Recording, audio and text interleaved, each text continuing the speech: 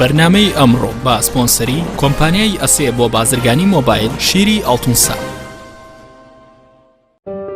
شانازیەکی گەورە لە بواری تەکنەلۆژیادا. مۆبایلی ئەسێ مۆبایلێکی کوردیەوە، بۆردێکی تایبەتی لە وڵاتی تایوان و شاشەیەکی زۆر تایبەت لەلایەن وڵاتی یابانەوە بۆ دروستکراوە و کواڵیتی کامێرەکەی لەلایەن کۆمپانیای بەناوبانگی سۆنیەوە بۆ کراوە. وکردنەوەی مۆبایلەکە لەلایەن سکانی پەنجەمۆری خاوەنەوە ئیش دەکات. مۆبایلی ئەسێ یەکەمین مۆبایلی مارکەی کوردی 4G LTE.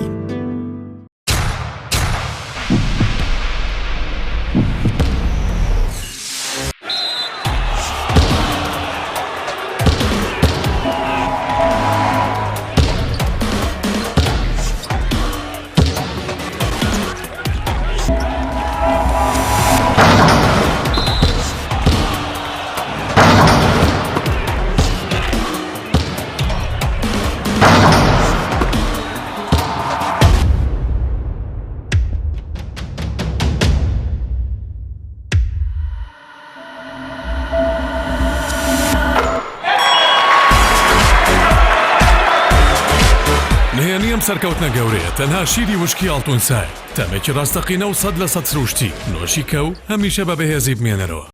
بەرنامەی ئەمڕۆ بە سپۆنسەری کۆمپانیای ئەسێ بۆ بازرگانی مۆبایل شیری ئەڵتونسا.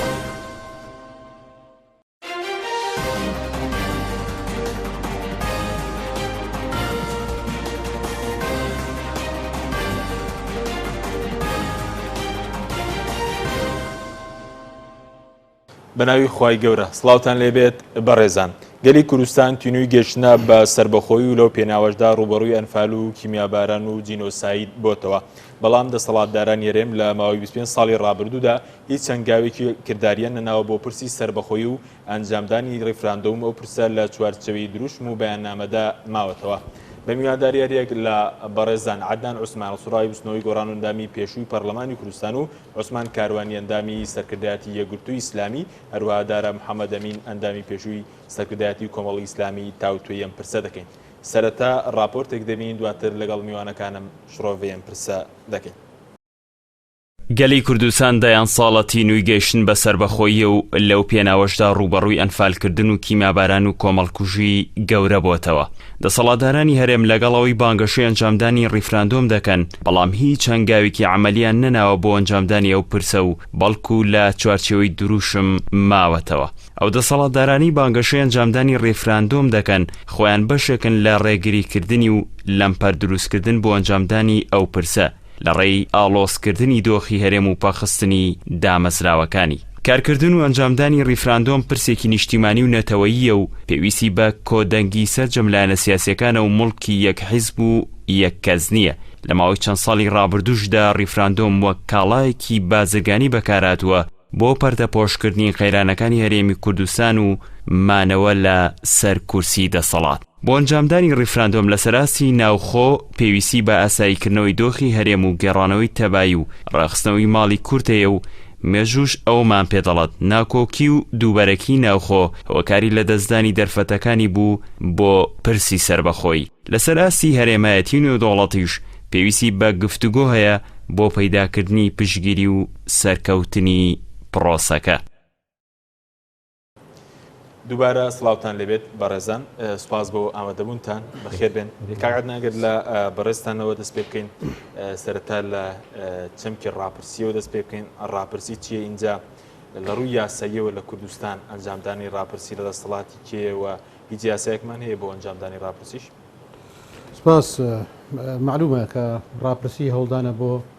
وەرگرتنی ڕای زۆرینەی کۆمەلگایە، وەرگرتنی ڕای کۆمەلگایە لە سەر پرسێک لە پرسەکان، جا پرسێکی یاسایی بێت یا پرسێکی با بڵێن سیاسی بێت کە چارە نووساز بێت یا لەسەر قانونێک لە قانونەکان بێت. لە ئەندێ وڵاتە لەسەر کۆمەڵێک مسائل هەیە کە شتی لەوانەیە سادەش بن ساڵانە چەندین ڕاپرسی ئەکرێت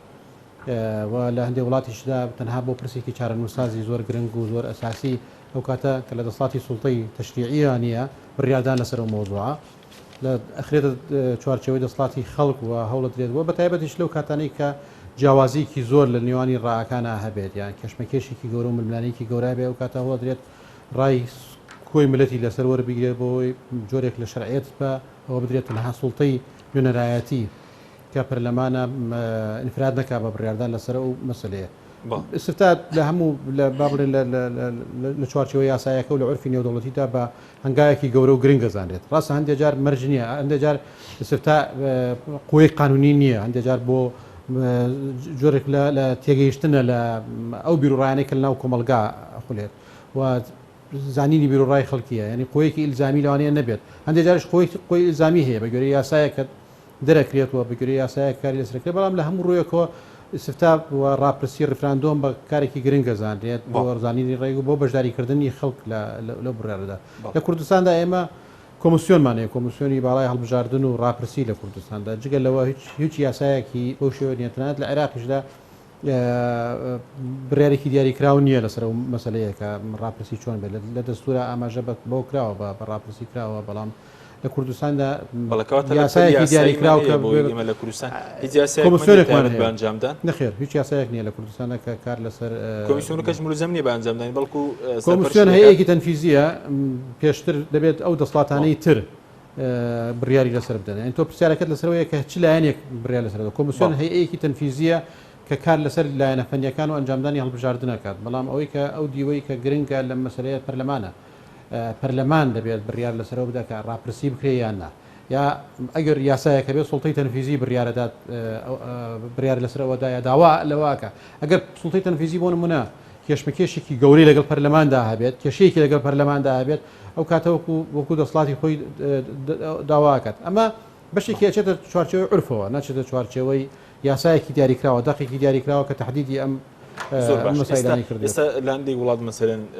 ئەنجامدانی ڕاپرسی دەسەڵاتی ئەنجامدانی ڕاپرسی لە نێوان مەسەلەن حکوومەت و پەرلەمان دەسەڵاتی یاسان و جێبەجێکردن دابەشکراوە ئێستا بەپێی یاسا ینی کێ و مافی هەیە لە کوردستان ئەگەر بێت و ئێمە بەنیازی ئەنجامدانی ئەم پرۆسەیە بین بەڕێزوتە دیجی یاسایەکمان نییە کە باز یاسای تایبەت بە ئەنجامدانی دەسەڵاتێکی ئێستا لە ڕووی یاسای و دەسەڵاتی شێدەیە من پێم وایە بە گوێرەی تەویلکردنی ئەو یاسانەی کە لە کوردستان دەتوانین بڕیار لەسەرەوە بدەین لە کوردستانە ئێمە یاسای پەرلەمانی کوردستانمان هەیە یاسای هەڵبژاردننی پەرلەمانی کوردستانمان هەیە و بڕیاری پەرلەمانیشمان هەیە ئەوەی کە پێوترێ بڕیاری ژمارەیەکی پەرلەمانی کوردستان ئەو مەسائلانەی کە پرسی چارەنووسسازن و پرسی گرنگن کە پێویستی بە ڕیفراندۆمە پێویستی بە ڕای خەڵکیە لە ڕاستیدا ئەوە لە دەسەڵاتی پەرلەمانی کوردستاندا دەسەڵاتی پەرلەمانی کوردستانە کە بڕیاری لەسەر بدات هەیئاتی بۆ تەشکیل کات و قسەی لەسەر بکات و دیارە ئەگە پەرلەمانی کوردستانیش بێوێت توانێت ڕاپرسیە بکات ینی پەرلەمانی کوردستان ئێستا بۆ نمونە بەدەر لە ڕاپرسیش بە گوێرەی یاسایانە بە گوێرەی یاسای بڕیاری ژمارەیەک یاسای ژمارەیەکی 92 و بڕیاری ژمارەیەکی 2005 پەرلەمانی کوردستان ئەو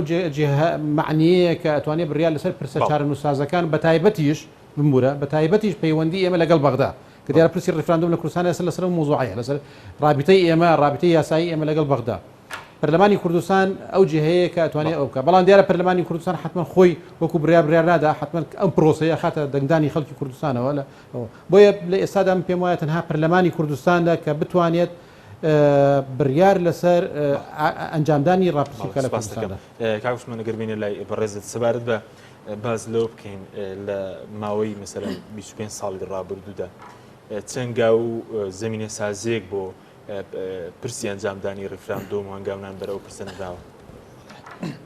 بەناوی خۆی بەخشندەی میرەبان وەڵا بە دڵنیاییەوە ئەتوانم بڵێم ئەگەر بە وشەیەک جوابی بینەوە ئەتوانین بڵێن نەخێرە بەڵام چۆن نەخێر ئەگەر سەرنجێکی 25 ساڵی ڕابردووی خۆمان بدەین لە دەسەڵاتی هەرێمی کوردستان و کوردستانی باشوور ئەو سیستەمە سیاسی کە ئەم وڵاتەی بەڕێوە بردووە نەیتوانیوە ئاشتەواییەکی نیشتیمانی لە نێوماڵی کوردا دروست بکات هەتاوەکو ئاشتەوایی نیشتیمانیش لە نێوماڵی کوردا نەبێت ئەو پرسە چارەنووسسازانە ئەنجام نادرێن نەیتوانیوە هێز و لایەنە سیاسیەکان بەو شێوەیە کە پێویستە لە یەکتری نزیک بکاتەوانێ ئەم سیستەمە سیاسی کە ئێستا لە هەرێمی کوردستاندا هەیە و ڕۆژ بە ڕۆژ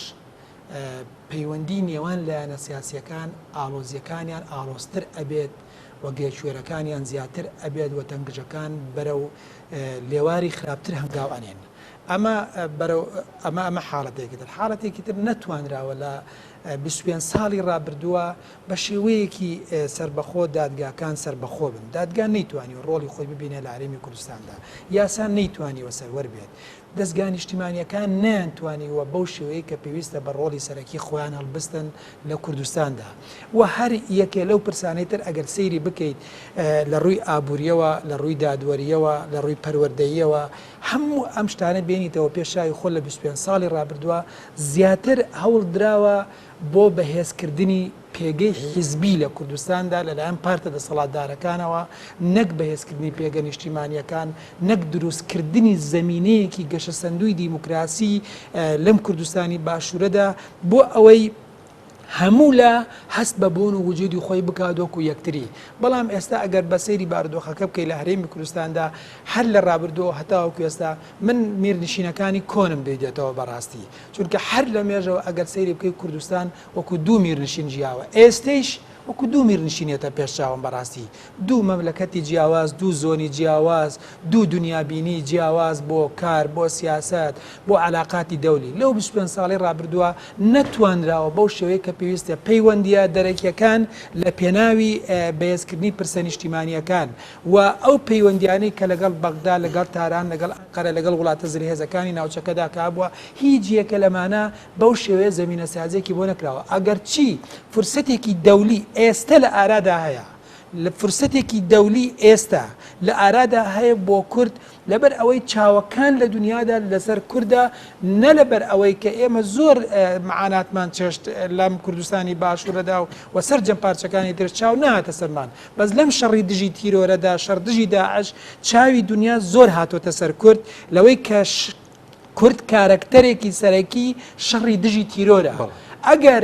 ئەم فرسەتە ئیستیغلال نەکرێت لەم کاتی شەڕەیە بەرەمەکان نەچنینەوە من پێم وایە دوای شەڕ ناتوانین بەرهەم بچنینەوە بۆیە ئەگەر بمانەوێت ڕیفراندۆم ئەنجام بدەین پێش هەموو شتێک دەبێت ئاشتەوایی نیشتیمانی لە کوردستاندا هەبێت ئەبێ هێز و لایەنە سیاسیەکان توانای کۆبوونەوەیان هەبێت لەسەر مێزی گفتوگۆ ئێستا لایەنە سیاسیەکانی کوردستان توانای کۆبوونەوەیان نەماوە لەسەر مێزە گفتوگۆ لەگەڵ یەکتریدا بکەن ئەبێت داهاتی هەرێمی کوردستان بە شێوەیەکی دادپەروەرانە بەسەر خەڵکی کوردستانە دابەش بکرێت و گوزەرانی هاو نیشتیمانیانی هەرێمی کوردستان لە ئاستێکدا بێ هاوکار بن بۆ ئەنجامدانی ڕیفراندۆم بۆ چونکە هەموو ئەمانە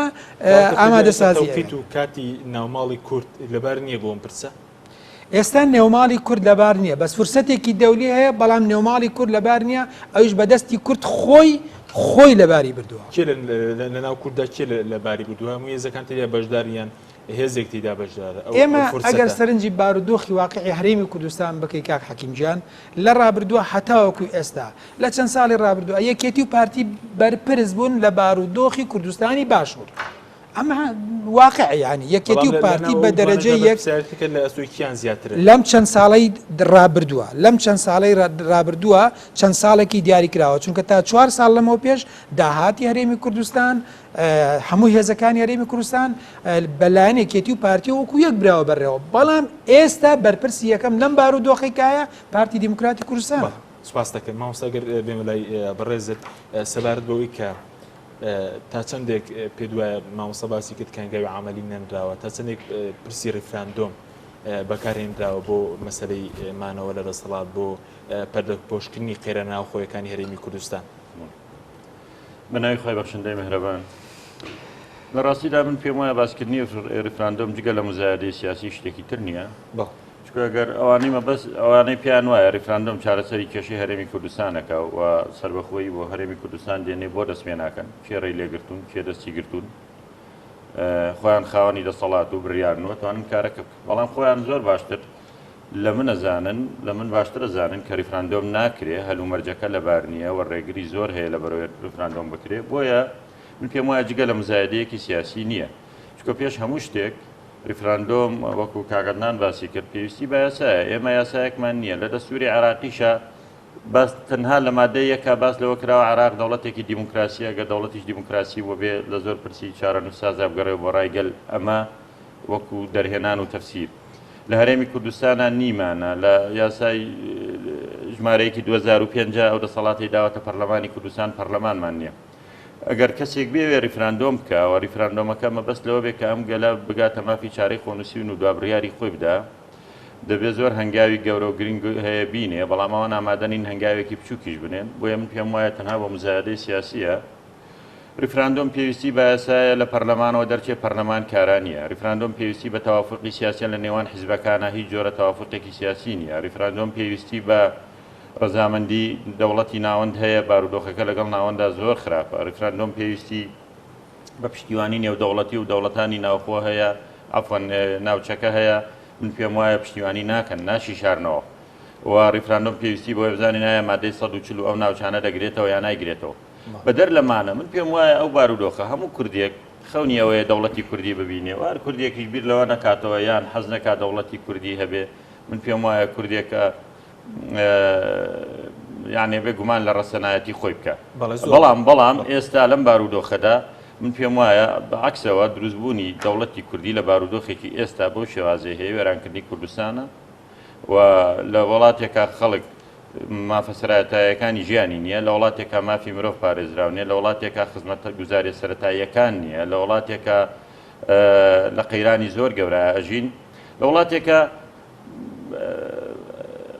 حزبی دیموکراتی ئێران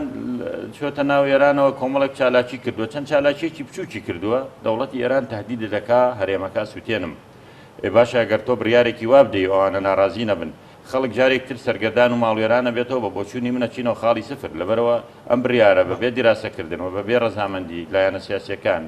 و پشتگیری تەواوی خەڵکی کوردستان و زائیدەن پشتگیری نێودەوڵەتی وڵاتانی ناوچەکەش پێم وایە بڕیاری خۆکوشتنە و هەموو لایەنە سیاسیەکان ئەوانەی بانگەشەی ریفراندۆمیشەکە نەزانن ریفراندۆم ناکرێ بەڵام بۆچی کێنەوەی کە بانگەشەی ریفراندۆم دەکەن و دەزانن کە ناکرێت هەموو لایەنەکان لەگەڵ ئەوە بووین کە کوردستان ببێتە دەوڵەت و مافی چارەی خۆنووسین هەبێ و سەر بەخۆیی هەبێ ئەوە لای هەمومان لە هەموو حیزبە سیاسیەکان بڕاوەتەوە بەڵام ئەوەی کە ئێستا بۆم بارودۆخەی پێپەردە پۆشەکە زۆرتر بەرادران لە پارتی دیموکراتی کوردستان تاکید لەسەر ریفراندۆم دەکەنەوە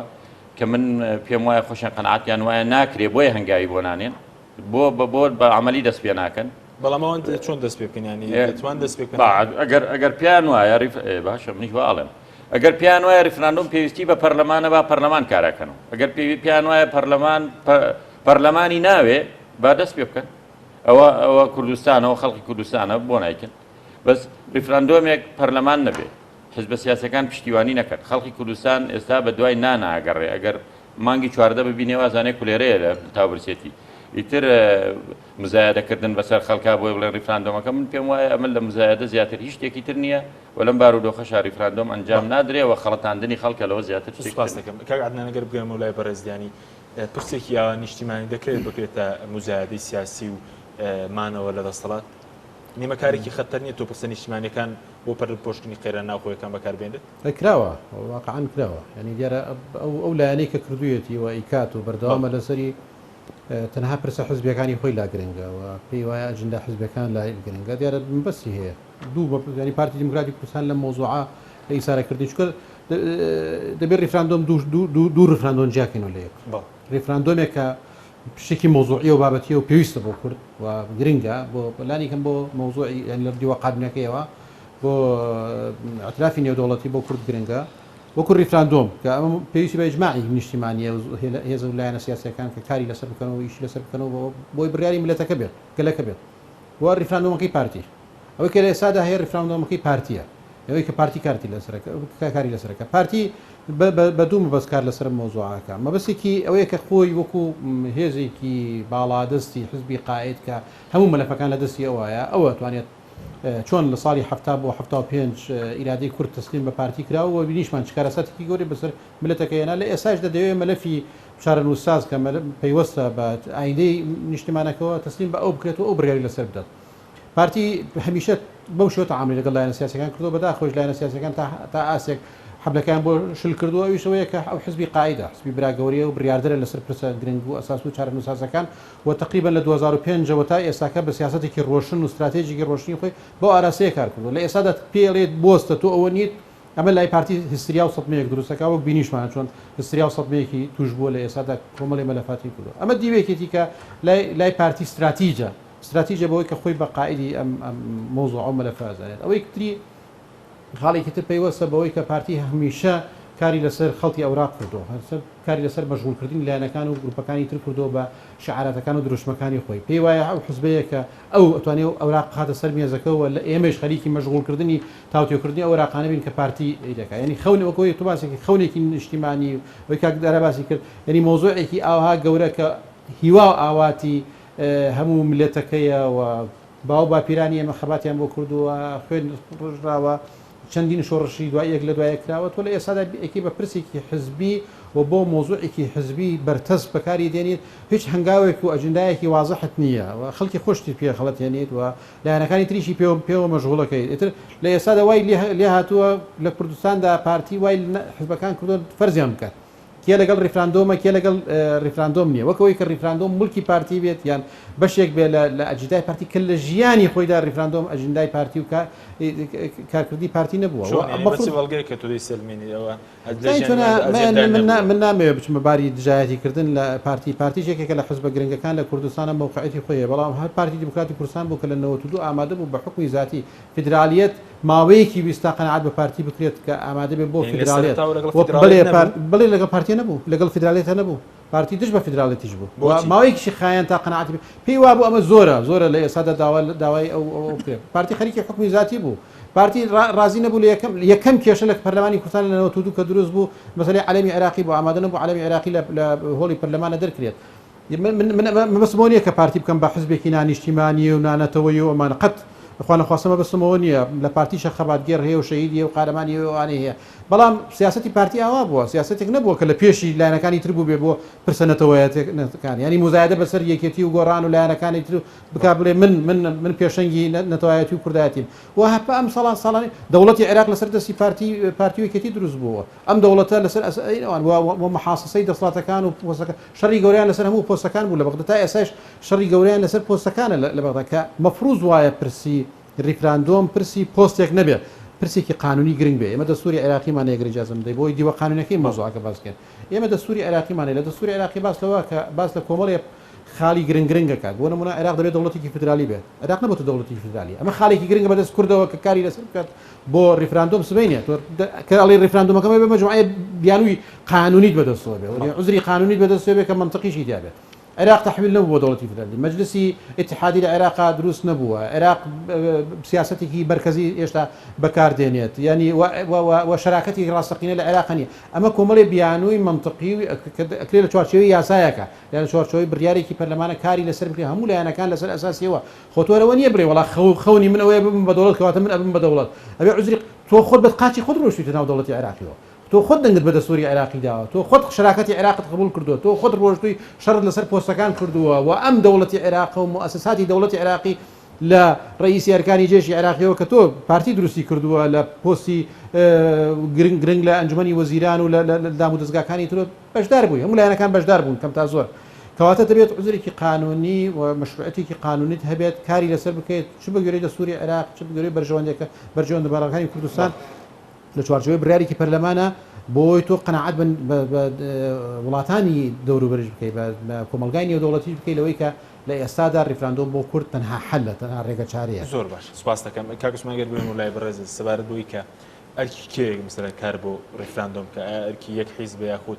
ئەرکی هەموو لایەنە سیاسەکان مەسەلە پرسی ریفراندۆم پرسی هەموو خەڵکی کوردستان دەکرێت بە لایەنێک یاخ بە دوو لایەن یان بە سێ لایەن ئەو پرسە ئەنجام درێت پرسی ریفراندۆم پرسێکە مافی هەموو خەڵکی کوردستانە لەبەر ئەوەی ئەمە شتێکی چارەنووسسازە ئەبێ بە تەوافقاتی نێوان هێز و لایەنە سیاسیەکان بێت و شەرعیەتی ئەم پرۆسەیە لە پەرلەمانەوە وەربژێت ئەبێ پەرلەمان کارا بکرێتەوەوانێ بۆ شەرعیەت پێدان بەم کارە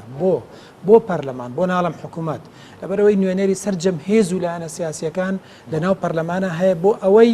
هەر ئیفرازاتێک لە بەرەنجامی ئەم پرسەکە و دەوانەیە سەررجەم هێز و لایەنە سیاسیەکان تحملی بەرپرسیارەتی بکەن بەیەکەوە تحملی بەرپرسیارەتی بکەن و ئەم مەوزوعە ئەبێ بەدابەشکردنی ڕۆڵ بێ ڕۆڵ لە نێوان لایەنە سیاسیەکاندا ئەبێ سەروەری سربەخۆیی کوردستان کە ڕابگەێنرێت سەروەری ئەنجامدانی ریفراندۆم نابێت تەنها بۆ یەک لایەنی سیاسی بێت و یەک لایەنی سیاسی بێ بۆ خۆی قۆڕقی کات ئەبێت سەروەری ئەنجامدانی ڕیفراندۆم بۆ سەرجەم هێز و لایەنە سیاسەکان بێت هەر یەکە بە پێی پێگە و قورسایی خۆیان لە ناو کوردستاندا چونکە ئەگەر سەرنجێ بدەیت لە پێش ڕاپەڕین و دوای ڕاپەڕینی شەوانە هەتاوەکو ئێستا ئەم هێز و لایەنە سیاسیانە لەم کوردستانە هەر یەکەی بە جۆری خۆی و هەر یەکەی بە شێوازی خۆی قوربانی داوە خەباتی کردووە چەندین تەسحیەی گەورەی داوە لە وڵاتەدا هەتاوەکو ئەم بارودۆخی ئێستای کوردستان هاتوۆتە ئاراوە بۆیە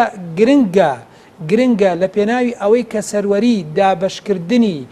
ئەنجامدانی ڕیفراندۆم بۆ لایەنێک بگەڕێتوانێت ڕیفراندۆمەکە لەبار ببرێت ئەمە عیلاج بکرێت چونکە هەتا ئەنجامدانی سەروەری ڕاگەیاندنی سربەخۆیی کوردستان بۆ سەرجەم هێز و لایەنە سیاسەکان و سەرجەم خەڵکی کوردستان وەکو یەک نەبێت لایەنێکی تایبەت بێوێ ئەمە قۆڕکا بۆ خۆی بە دڵنیایی و ڕیفراندۆم ئەنجام نادرێت لەبەر ئەوەی هاوکاری دروست نابێت ڕوحی هاوکاری دروست نابێت بۆیە گرنگە بۆ ئێمە ئێستا کە بارودۆخێک هاتۆتە ئاراوە لە کوردستاندا لای خۆمان ئێستا سووریا جاران مشکلەی ئێمە بوو ئەوە سووریا بەدەست دەردی خۆیەوە دەناڵێنێ بەغدا لە سێ چوار لاوە سەروەری خۆی لەدەستداوە لە ڕووی ئەرزەوە یەکپارچەیی نەماوە لە ڕووی ئابووریەوە یەکپارچەیی لەدەستداوە لە ڕووی بڕیاری سیاسیەوە یەکپارچەیی لەدەستداوە بەنسبەتی تورکیاوە مەساڵحی بۆ دروست بۆ لەگەڵ کوردستانە بەنسبەتی ئێرانەوە قابلی ئەوەیە تۆ ڕازی بکەیت بەڵام هەموو ئەمانە ئەبێ ئەم لایەنە سیاسیانە بەشدار بن لەوەی چێ گفتوگۆ لەگەڵ ئێرانە بکە چێ گفتوگۆ لەگەڵ تورکیا بکە چ وەفتێ لەگەڵ بەغداد گفتوگۆ بکە چ وەفتێ بێتەوە بۆ ناو خۆ خیتاباتی جەماوەری بۆ خەڵکی کوردستان بدا ئەبێ ئەمانە دابەش بکرێن لە نێوان هێز و لایەنە سیاسیەکانە ئەگەر بمانەوە ڕیفراندۆم ئەنجام بدەین ئەگەر بشمانەوە تەنها شعارێک بێت و وەکو بڵێ مزایدەیەک بێ ئەوە مۆزوعێکی ترە بەڵام نابێت ماف بە خۆمان بدەین هیچ پارتێکی سیاسی هیچ پارتێکی سیاسی نابێ ماف بەخۆی بدات لەوەی کەوا ئەم دەستەواژە نیشتیمانیانە کە ئەمە شتێکی گشتگیرە بۆ سەرجەم خەڵکی کوردستان ماف بەخۆی بدات بە تەنیا بە ناوی خۆیەوە بەکاری بێنێت چونکە سەرجەم هێز و لایەنە سیاسیەکان پێم وانە هیچ حیزبێکی سیاسی لە کوردستاندا بتوانێت مزایدە بەسەر حیزبێکی ترا بکات لەم بوارەیە چونکە هیچ حیزبێکی سیاسی لە کوردستانە نییە بڕوای بە ڕیفراندۆم نەبێ هیچ حیزبێکی سیاسی لە کوردستانە نییە لەگەڵ سەربەخۆیی کوردستانە نەبێ لەگەڵ هێزی یەکگرتووی پێشمەرگەی کوردستان نەبێ لەگەڵ ئابووری سەربەخۆیی کوردستانە نەبێ لەگەڵ دیاریکردنی سنوورێک نەبێ بۆ کوردستانی باشوور و دەوڵەتێکی دیاریکراوی نەبێت کەس نییە لەگەڵ ئەمەدا نەبێت کەس نییە بەس چی ماوە ڕێکەوتنێکی نێوماڵی کوردی ماوە هەتا ئەو ڕێکەوتنە دروست نەبێت ئەو تەوافقاتەیە ئەو دابەشکردنی ڕۆڵە دروست نەبێت نایێت تا ئێستا بەفیعلی لە ماوەی مەسەڵەن ڕابردوو بەئیسەر شەو لەسەر ئەو کراکە و توێشە بێ بە فەرمی لە لایەنەسەکان چی بکرێ بۆ ڕیفراندۆم یا خۆی لە چوارچێوی بەیاننامە و وتارداماوەتەوە پرسە سەرجەم ئەو توێژانێک کە لە ڕابردوودا ئەنجامدراوە لەسەر پرسەکانی تر بەبێ ئەنجام کۆتایی هاتووە لەسەر پرسی ڕیفراندۆمیش هەتاوەکوی ئێستا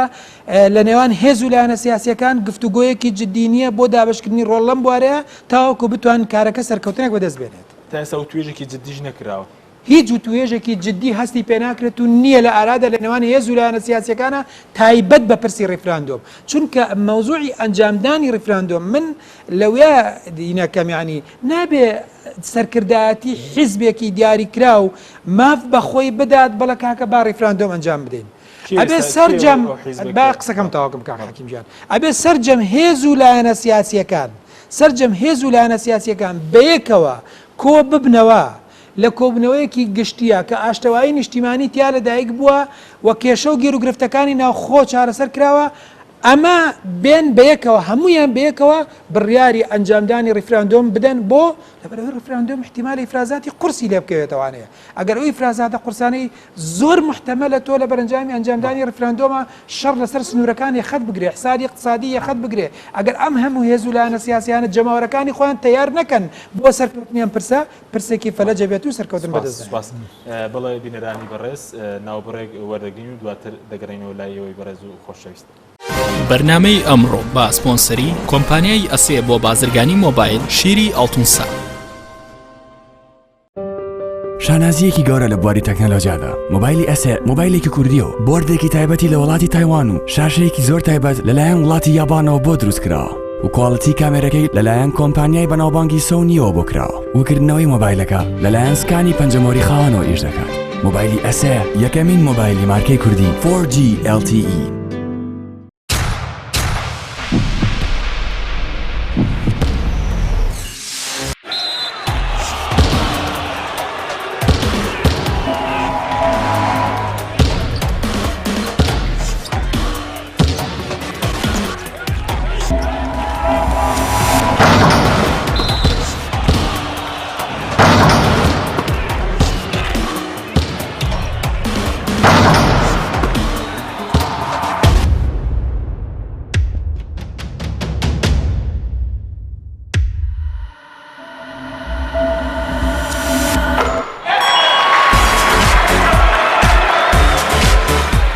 سەرکەوتنە گەورەیە تەنها شیری وشکی ئاڵتونسای تەمێکی ڕاستەقینە و 100% سروشتی نۆشی کەو هەمیشە بە بەهێزی بمێنەرەوە. بەرنامەی ئەمڕۆ با سپۆنسەری کۆمپانیای ئەسێ بۆ بازرگانی مۆبایل شیری ئاڵتونسا. دووبارە سڵاوتان لەوێت بەڕێزان مامۆستاداراگەر بێمەولای بەڕێستان سەبارەت بە سنووری ئەو ریفراندۆمە تا ئێستا ئایا ئێستاگەر لە ئاسی ناوخۆی کوردستان زەمینە سازیەک نەکراوێت بۆ ئەنجامدان ئەی لە ناوچە کوردستانەکانی دەرەوەی هەرێم ناوچە دابڕێنراوەکان زەمینە سازی کرا اینجا دەکرێت ئێمە بەبێ و ناوچانە ریفراندۆم ئەنجام بدەین. من بە بۆچوونی خۆم ریفراندۆم هەر ناکرێت لەم بارودۆخەیە و هیچ حزبێکیش بەجددی داوای ناکە. پارتی دیموکراتی کوردستانیش تەنها ئەوە مزایدەیەکی علامیە و سەرۆکی پارتیش مەگەر جارجارە باسی ریفراندۆم کامە بەڵام و داوای کۆبوون و لایەنەکان بە بیرەوە ناچێت نەکراوە داوای کۆبوونەوەی نەکردووە. بەدانیشی داوای کۆبوونەوە کاتێک ئەوەی کە بیەوێ پرسێکی گەورە وا گرنگ یعنی داهات و ئایندەی ئەم وڵاتەی ئێمە خەباتی دایان ساڵی خەڵکی کوردستان هەموو شۆڕشێک لە دوایەکەکان ئەمە بەرهەمەکەیەتی ئێمە ئەمڕۆ هەرێمێکمان هەیە و دواتری ئەم هەرێمە سربەخۆبین. ئەم هەنگاوە گرنگە ئەمە مەستراتیژی هەموو شۆڕشێکی کوردی بۆ کورد بگاتەوەی کە مافی خۆی هەبێ. ئەگەر سەرۆکی پارتی مەبەستێتی ئەم کارە بکرێ ئەبێ قوربانی تەسحە لە پێناوی بدا ئەبێ هەوڵی جددی بۆ بدا. کاتێک بەعسیەکان هاتنە سەر حکم لە پێناوی ئەوەی کە خۆ بگرن لە عێراقا ئامادەبوون لەگەڵ کووردا دانووسانیان کرد و بەیانی 11,000یان دەرکرد و کاوەز بریارێکی زۆر قورس و گران بوو هیچ کەسێک پێش بەعسیەکان ئامادە نەبووە بکە لە 11,000دان مافەکانی کووردا بنێن جێبەجێشیان نەکرد بەسیانەوە بوو تا خۆیان ئەگرن ئەبوو ئەو کارە بکەن. لە پێناوی گەشتن بە دەسەڵاتی بەعسیەکانە ئەو بەرنامەی کە هەیان بوو کۆمەڵێک ئەنگاوی گرنگیان نا یەکێک لەوانە بەیانی 11,000 بوو چکیان ویست کارەکە بکەن. من پێم وایە ئەگەر جەنابی کاک مەسعود مەبەستێتی ئەم ریفراندۆمە بکرێەوە ئەوێ مێژوو بۆ خۆی تۆمارکەوە ئەو خەبات و قوربانیدانەی ئەوان کردویانە بەرهەمەکەی وەربگیرێتەوە بەڕاستی دەبێ لە ئاستی ئەو بڕیارە گەورە و گرنگە بڕیار بدە ئامادەیتیا بێ پەرلەمان کارا بکاتەوە ئەو ئامادە نەبێ پەرلەمان کارا بکاتەوە وڵاتێک مؤسساتی تیا نەبێ پەرلەمان نەبێ یاسا نەبێ حکوومەت نەبێ حکوومەت بە 4 مانگ جارێک کۆ نابێتەوە پەرلەمان ڕاستەخۆ پەیوەندی بە بارزانی بەڵێ ڕاستی نابێ گومانەوە یعنی و پرسیارێکی بەڵگەنەویستە سەرۆکی پەرلەمان نێردراوەتەوە ماڵەوە ڕێگای پێ نادرێت کارەکانی خۆی بکات کاتێکیش کە پەرلەمان نەبێ ریفراندۆمە پێویستی بە یاسایە ئەگەر یاسایەک نەبێ چۆن ریفراندۆمەکرێت لەبەرەوە من پێم وایە هەر مەبەستیان نێبیکەن ئەگەر پێیان وایان بڕیارەوەندە گەورە و گرنگە ئەبوو سەرۆکی پارتی خۆی سەردانی یەکەیەکی حیزبەکانی بکردایە بیوتایە ئەگەر من بێڕێزیە کراوە بەرامبەر پارتی دیموکراتی کوردستان بێڕێزیە کراوە بەرامبەر بە سەرۆکی هەرێم بێڕێزیە کراوە بەرامبەر بە بنەماڵەی بەرزانی بەرامبەر پارتی هەرچی کراوە لە پێناوی سربەخۆیی کوردستان من ئامادەم پەرلەمان کاراکەمەوە ئەگەر دکتۆر یوسف هەر تاوانێکی کرد بێ کە هیچی نەکردووە ئەوە من لێ بردم لەبەرەوەی هەدەفەکە گەورەترە من ئامادەم سەردانی هەموو حیزبە سیاسیەکان بکەم کاکە لە کوردەواری ئەگەرێکێک تاوانێکی کردبێ یان بیەوێ کارێکی گەورە بکە ئەگەر ڕێز عەشیرەتێکیش بێچێت سەردانی خەڵکە کاچێ بە ماڵەکانەوە گەڕێت لەبەرەوەی پرۆژەیەکی ئێوێ ئاشتەوایی و تەبایی بکە بەس ئەم لە عەرشەکەی خۆی نێتە خوارەوە سەردانی حیزبێک نەکا پەرلەمان کارا نەکاتەوە هەنگاوێکی جددی بۆ نەنێ بەزاکە لەگەڵ بەغدا ڕۆژ بە ڕۆژ گرشتر دەبێت تا ئێمە مادەی 140 جێبەجێ نەکراوە زۆر کێشەمانەیە لەگەڵ بەغدا نەمانتوانیوە چارەسەری کەین ئێستا چۆن دەتوانین ریفراندۆم لەم ناوچانە بکەین و پێشم وانییە وڵاتانی دراوسەیەکیان ڕەزامەند بن بە تورکیاشەوە کە بەرژەوەندی لەگەڵ هەرێم هەیە و بڕێکی باش سوود وەردەگرێت لە نەوتی هەرێم ڕازی نییە ریفراندۆم لە ناوچەکانی کەرکووک و دەوروبەریا بکرێ بۆیە ئەم بڕیارێکی قورسە گەورەیە گرنگە چارەنووسازە بەم عەقلیەتەی ئێستا بەم جۆرە بیرکردنەوەی کە ئێستا دەکەین ناکرێ و من جارێکتری ژێڵێم ئەگەر کاک مەسعود دەیەوێ مێژوویەک بۆ خۆی تۆمارکە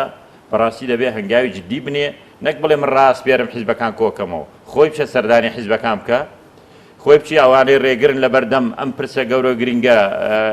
ڕێگاکە بکاتەوە پەرلەمان کارا بکاتەوە پێداویستەکانی بەڵام لە بەیانامێک لە ماوەی پێشتردا وەکو سەرۆکی هەرێم مخاتەبەی لایەنەکان دەکات بۆ ئەنجامدانی سەدە داوای کۆبوونەوەیەک دەکات بەڵێ ناکرێت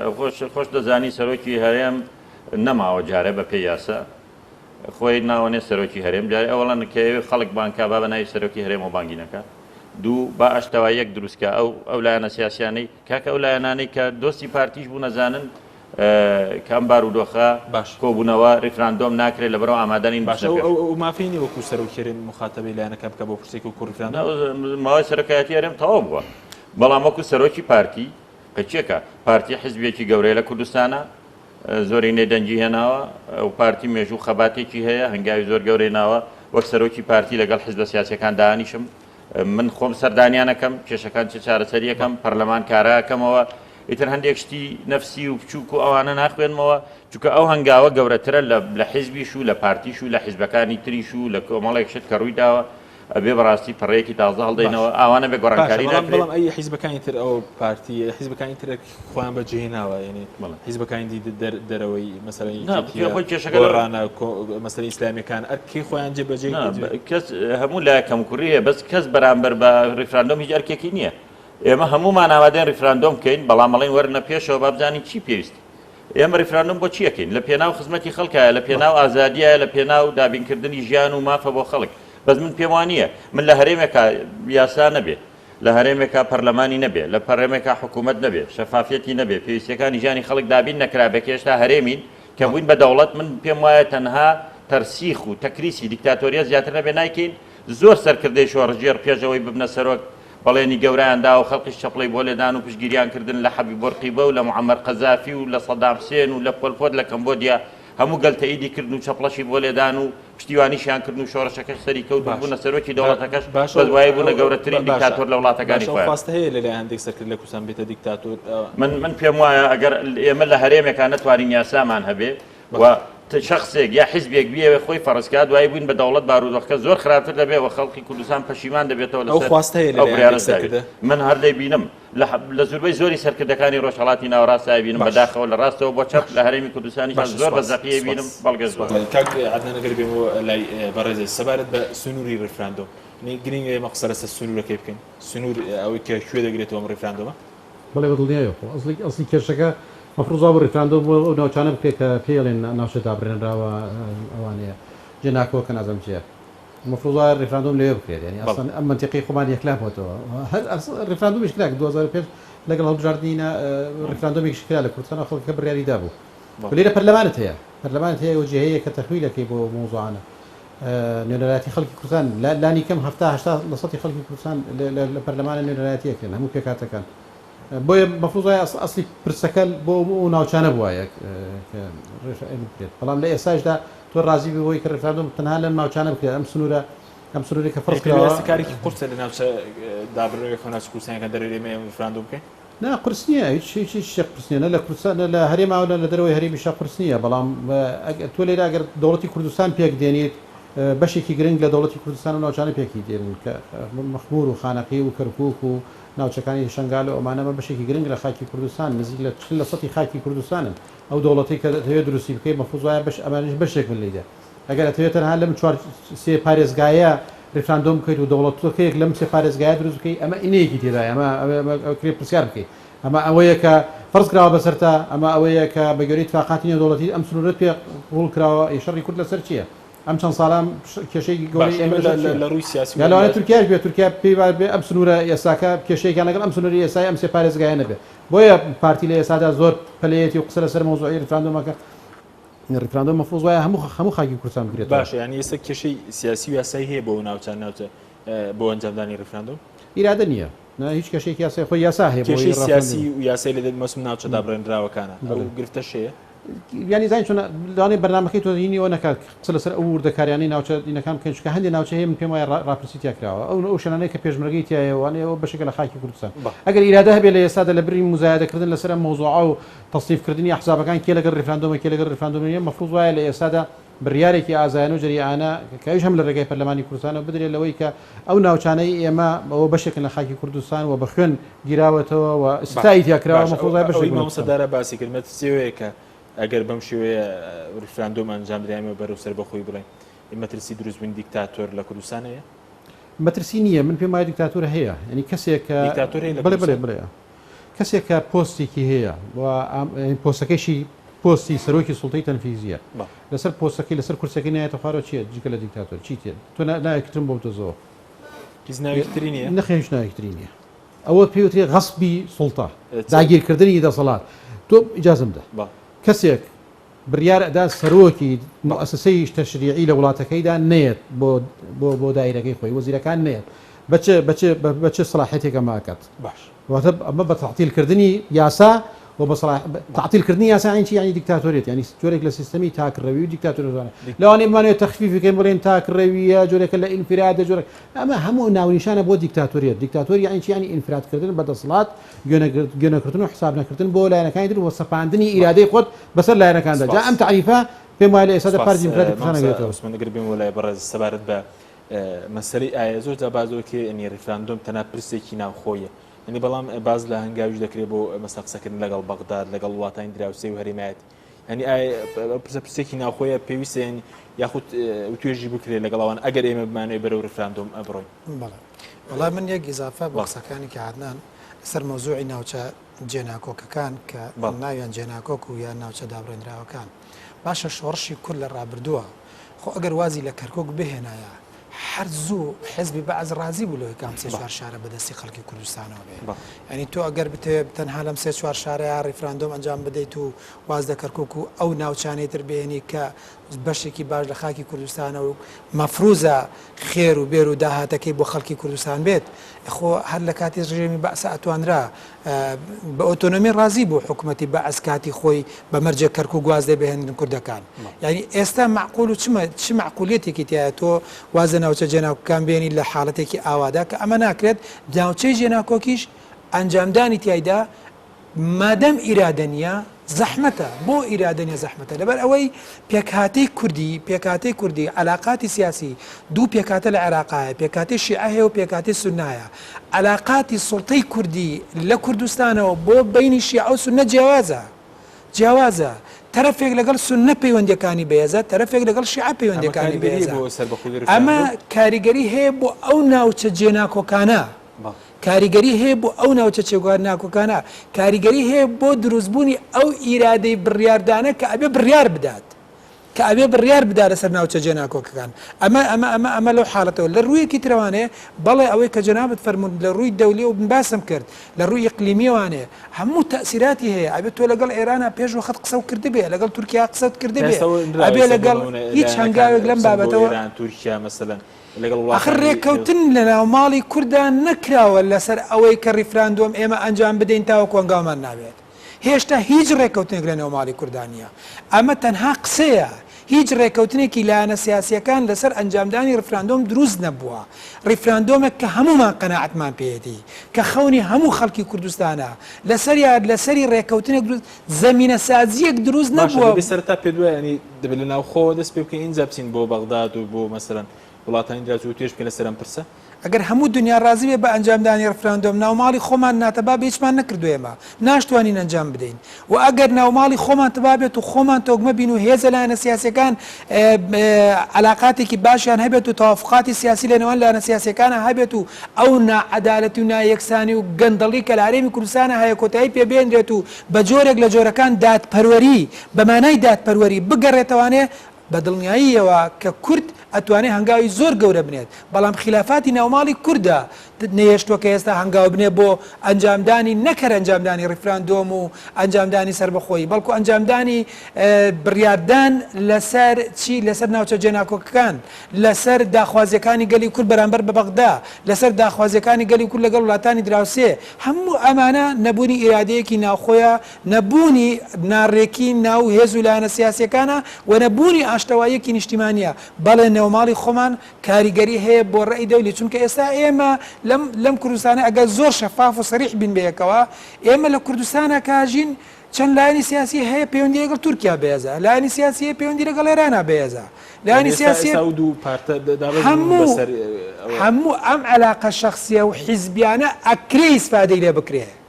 ئەکرێ ئیسفادە لە هێزێک بکرێ کە پەیوەندیەکانی لەگەڵ ئێرانە بەهێزە بە مەرجێ ڕۆڵ دابەش بکرێت لە نێوان هێز و لایەنە سیاسیەکانە بەڵام ئەم بارودۆخی کە ئێستا هەیە لە هەرێمی کوردستاندا بارودۆخێکی ناتەبیعیە و زیاتر هەنگاوەکان بۆ بەهێزکردنی جونگە حیزبیەکانە نەک بۆ ئەنجامدانی ڕفراندۆم سەربەخۆی یاریمی کوردستان. چۆن هەنگاوەکان بۆ بەهێزکردنی جونگە حیزبیەکان لە چ ڕوویەکەوە؟ لە هەموو ڕوویەکەوانێت لە ڕووی داراییەوە ئەگەر سەیری کێ ژێرخان و سەرخانی ئابووری یاریمی کوردستان بۆ بەکارهاتووە، لە ڕووی علاقاتی دەولیەوە بۆ بەکارهاتووە، لە ڕووی داهاتی نەوت و ناشەفافیەتەوە بۆ بەکارهاتووە، لە چی ڕوویەکەوانێت هەموو بۆ پرسی حیزبی بەکارهێنراوە ئەمە ئەگەر بێ قیاساتێک وەربگریت بە قیاساتێک وەربگریت لە 80% ئەمانە بەکار هاتۆ بۆ بەهێزکردنی پێگە حیزبیەکان نەک بۆ بەهێزکردنی پرسە نیشتیمانیەکان. باشە بەس بەڕێز باس لەوە کە توێژ بکرێت لەگەڵ وڵاتانی سەرەتا ناوخۆ دوای وڵاتانی هەرێمایەتی و مەسەلەن دنیا بەڵام پێدوانی ینی بیکردنەوەی وڵاتانی هەرێمایەتی بیکردنەوەیکی شۆڤینانەیە بۆ مەسەلەی پرسی سەربەخۆی و پێدوایە قبول بکرێت. ئەگەر ناوماڵی کورد ئیرادەی بەهێز بێ ئەگەر خۆمان تەبابین بەیەکەوانێ ئەتوانین هەموو بەرەسانە تێپەڕێنین بەس هەتا ناوماڵی خۆمان ئەوە بێ ناتوانین هیچ بەربەستی تێپەڕی ئەوەی کە لە ماوەی ڕابردووەکەی منەمانتوانی و هەنگاوە بنین لە ماوەی مەسەلەن 100 ساڵی ڕابردوو لە دوای ساکس بیکۆ ئەو بووە کە ناوماڵی خۆمان تەبانەوە و باردۆخێکی ئیقلیمیەکە لە بارنەوەی هۆکارەکەی بە دەرەجەیەک کامیان بوو. ئەگەر سیر بکەی بۆ مێژوو بگەڕێتەوە بۆ مێژووی کورد کاریگەری وڵاتانی ئیقلیمی و دەولی هەیە بەڵام دەرەجە یەک خلافاتی ناوماڵی کووردە ئێستش کاریگەری دەرەجە یەک هەر خلافاتی ناوماڵی کووردە. مامۆستاگەر بگەڕێم بۆ لای بەرز کۆتا پرسیارم بۆ بەڕێستان سەبارەت بەوەی کە ئێستا ئێمە بە دیاریکراوی بەڕێزت پێ وایە لە ئاستی ناوخۆ و لە ئاستی هەرێمەتی وڵاتی کورد پێویستە چی بکات بۆ ئەگەر مەسەلەن چی بکات چەنگاوێکی عملی بنێت؟ وەڵامنی سەرەتا هەرم برابەرەزانم میشارەیان پێدا ئەگەر بمانە ئێمە ریفراندۆم بکەین و ئەم کارە بکەین و کووتمانەمە کارێکی چارەنووسسازە پێویستی بەوەیە یەکەم جار ناوماڵی خۆمان ڕێکخینەوە و مراجعەیەکی جددی و باش بکەین لەسەر ئەو سیستم و ئیدارەی کە لە هەرێمی کوردستانە هەیە و حکوومەتداری بکەین سیستم هەبێ دەسەڵاتی حیزبی نەمێنێ ئەوەی ئەم 20 ساڵی پێش کردومانە دیارە ئاوا ریفراندۆم ناکرێ و ئەنجامیشی نابێ ئەگەر ناوماڵی خۆمان ڕێخست و توانیمان ئەوانە چارەسەرکەین دەتوانین هەنگاو بنین بەرەو بەغداش و بەرە وڵاتانی دەوروبەری ئێمە ریفراندۆم پێویستی بەوە هەیە زیاد لە 100 ریفراندۆم لە جیهانە کراوە ئەم ریفراندۆمانە 90 لەوانە پشتگیری نێودەوڵەتی هەبوو پشتیوانی لێکراوە نەتیجەکە هەرچی بوو هەرچەند تەوان لە 150 لەو 100 و ئەوەندەیە 54 دانەتی بە بەڵەیە دەنگی بۆ درراوە بەرحاڵ طبیعیە کوردستانی مافی خەڵکی کوردستانە ڕاپرسی بکە و بڕیاری لە چارەنووسی خۆی بدا بەپێی یاسا نێودەوڵەتیەکان بەپێی یاساکانی ئەوەی کە لە عێراقی نوێش هەیە ڕێگە پێدراوە بەڵام وەکوتم ناوماڵی خۆمان ڕێکخینەوە دواتری دەتوانین پشتیوانی نێودەوڵەتی بەدەست بێنین بەس ئێستا تا خۆمان ڕێک نەبین پێم وانییە وڵاتانی دەوروبەر کەس بە تۆ ڕێگە بە تۆ نادا یا پێ ببەخشێن لە ئەمریکاوە هەتا وڵاتانی دەوروبەر بڵێ وەرە کورد ببە دەوڵەت هیچ وڵاتێکی دنیاش وانە بۆ بڵێن وەرە بە دەوڵەت بەس دەبێ خۆمان ئەو بڕیارە بدەین و خۆشمان تەحمولی عاقبەت و نەتیجەکەی بکەین وە خۆشمان دوا بڕیاری خۆمان بێ بۆیە من پێم وایە لەم بارودۆخەیەکی ئێستا هەرێمی کوردستان هەیە جارێکتری لێمەوە ئەگەر هەروە بڕوا ریفراندۆم ئەنجام نادرێ ئەنجامیش بدرێ سەرکەوتوو نابێ و ئەنجامیش بدرێ پشتیوانی نەودەوڵەتی لێ ناکرێ و وڵاتانی دەوروبەر نایەڵەن بەرهەمەکەی ببینین ناخۆشمان هەر نایەڵین یعنی ئەمە ئەگەر ئاوا بکەین ریفراندۆمی چیەکەین بۆیە ئەگەر توانیمان ناوڵی خۆمان ڕێکخینەوە ئەو کاتە دەتوانین وەکو یەک گروپ لەگەڵ بەغداش و لەگەڵ وڵاتانی دەوروبەریش و لەگەڵ دنیاشدا بنیشین بڵێن ئەمە بڕیاری هەموو خەڵکی کوردستانە و ئێمە خۆشحاڵین بەوەی کە ریفراندۆم هەیە بەس ئێستا تاچی کوردی تووشی یەئس بووە بیر لە ریفراندۆم ناکاتەوە من پێم وایە لە بارودۆخێکی ئاوا ریفراندۆمیش بکرێ خەڵک پشتگیری نەکات وەکوتم کێشەکان خەڵک لەوە بە گەورەتری ئەبینێ کە ئێستا لە هەرێمی کوردستانە هەیەڵێ دەسەڵاتی کوردی چارەکە سەدەیەک لە هەرێما کردی چی بۆ ئێمە کرد تا ئێستا هێزێکی پێشمەرگەی یەکگرتومان نییە تا ئێستا لە هەرێمی کوردستانە هەردوو ئیدارەیی ماوە تا ئێستا هەڕەشە لە یەکتریەکەین تا ئێستا خەڵکێک بۆی نییە لەم شار بڕوا بۆ ئەو شار تا ئێستا خەڵک بەبێ دادگا گیرێت تا ئێستا خەڵک لە زیندانە ماوەتەوە 20 ساڵ لە سزا نەدراوە لە هەرێمێکی وادا خەڵک بیر لەوە ناکاتەوە بەڕاستی پێم وایە کێشەی گەورەتری هەیە ئەگەر دەسەڵاتی کوردی بێ ریفراندۆمکە بەجارێ و کێشانە چاوە کورتی ریفراندۆم بەم دەسەڵاتدارانی ئێستا دەکرێت من پێم وانێ بک لە بارودۆخی ئێستا و بەم دەسەڵاتی ئێستا ئاوا ناکرێت زۆر باش کاکدان دو پرسیارشم بۆ بەڕێستان چەنگاوێکی عملی بنرێ بۆ پرسەوە پێشت وایە بەم حکوومەت و بەم دەسەڵاتدارانی ئێستا ریفراندۆم دەکرێت من ئەمەوێت دیوەیەکی تری مۆزوعەکە بە کورتەکەی قسەی لەسەر بکەم ئەویش زۆر باسی ڕێزانیش باسی یەکریزی ماڵی کورد و باشکردنی ماڵی کورد مەترسیەکەی ئەمە لە چییە؟ ئەین تۆ لە ئێستادا ریفراندۆمەکەی نتیجەکەی معلومە کە خەڵک لەگەڵ سەر بەخۆی و دەوڵەتی کوردیە دەوڵەتی کوردی دروستەکەی بەم حاڵەتی ئێستا بەم وەزعیەتە بۆ عقلەتی ئێستا کەواتە ڕێگا خۆشەکەی بۆ شەڕی ناوخۆ من پێم وایە ئەم ریفراندۆمە تەعاسوفیە ئەم فەرزکردنی ریفراندۆم بەم شقڵە احراجکردنی لایەنەکان بۆ ئەوانە لەلایەن پارتی دیموکراتی کوردستانەوە تەجروبەی جنوبی سوودان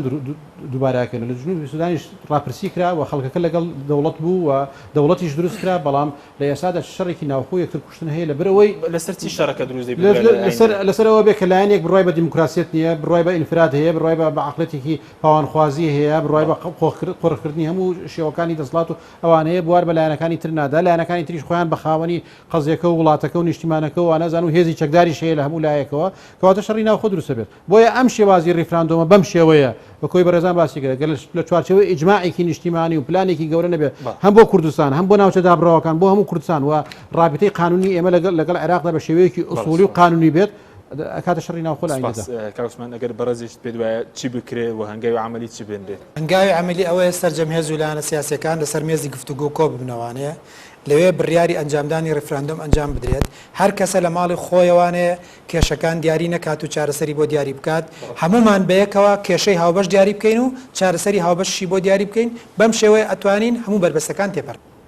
بەڵێ لە کۆتاییدا دووبارە زۆر سپاس بۆ هەرێک لە بەڕێزان عەدنان عوسمان هەڵسوڕاوی گفتنەوەی گۆڕان و ئەندامی پێشووی پەرلەمانی کوردستان و عوسمان کاروان ئەندامی سەرکردایەتی یەکگرتووی ئیسلام و ئیسلامی دانا محەممەد ئەمین ئەندامی پێشووی سەرکردایەتی کۆمەڵی ئیسلامی سپاس بۆ بینەرانی بەڕێز سپاس بۆ کارەبن تا بەرنامەیەکی تر خواتان لەگەڵ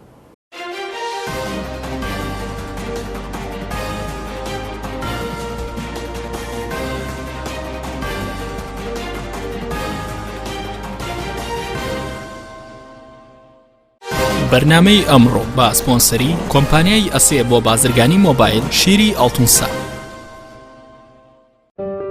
شانازیەکی گەورە لە بواری تەکنەلۆژیادا مۆبایلی ئەسێ مۆبایلێکی کوردی و بۆردێکی تایبەتی لە وڵاتی تایوان و شاشەیەکی زۆر تایبەت لەلایەن وڵاتی یابانەوە بۆ دروست کرا و کواڵەتی کامێرەکەی لەلایەن کۆمپانیای بەناوبانگی سۆنیەوە بۆ کرا وکردنەوەی مۆبایلەکە لەلایەن سکانی پەنجەمۆری خاوەنەوە ئیش دەکات مۆبایلی ئەسێ یەکەمین مۆبایلی مارکەی کوردی 4G LTE